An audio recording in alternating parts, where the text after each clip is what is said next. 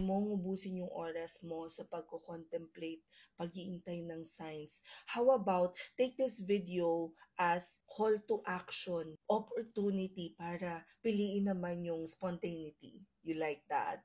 Embrace spontaneity, especially when it comes to goals and aspirations na alam mong babaguhin yung buhay mo. A lot of times kasi nauubos tayo sa pag-overthink. Nauubos yung time natin sa pag-iisip, eto nga ba yung gusto kong gawin in the next 3 years, 5 years, 10 years?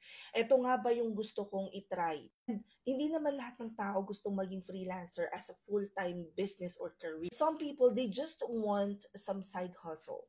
And kapag na-try na nila, malalaman nila if this is really like their side hustle lang, or is this really something that they want to make a career out of. If this is you, please stop overthinking and start taking action.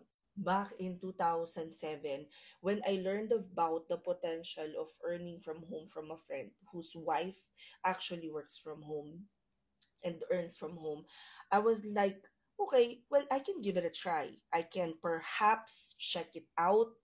And it took me 2 years.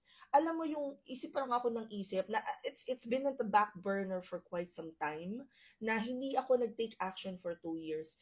Imagine siguro kung nagsimula ako ng 2007, parang mas marami akong nagawa. Or may mga bagay na hindi ko na dapat pang pinagdaanan pero pinagdaanan ko. Kung naghahanap ka ng pwede mong subukan na very little yung risk, but at the same time, malaki yung iyong possible na pwedeng maging, pwede mong itry yung Revamp Basic Work from Home Training Program. Kasi 2 hours lang siya, Monday to Friday, 6 to 8 sessions. 6 to 8 p.m. din lang siya. And if, alam mo yun, if you feel that, maybe freelancing is not for me, then saka ka mag-decide. Kasi ito, 399 pesos lang siya. Pagkatapos, na perfect mo yung attendance, marirefund mo pa yung 399 pesos mo. So, imagine the things that you would learn for free if ready kang mag-commit ng 6 to 8 sessions. So, if you guys wanna join, punta lang kayo sa profile ko, i-click nyo tong link sa bio ko. Pagkatapos, it will open this page. Now, dito sa bandang gitna, makikita nyo dyan, open classes. And guys, dito rin sa page na to, nandyan yung free resources natin. So, marami na kayong matututunan for free. But if you want to join the next batch for Revamp Basic Work from Home Training Program, again, 399 pesos lang siya. Ang next class namin ay sa March. I-click nyo lang ito, bubuksan niyan yung form kung saan nyo pwedeng ipadala yung bayad. It'll also give you all of the details that you need to know about the training.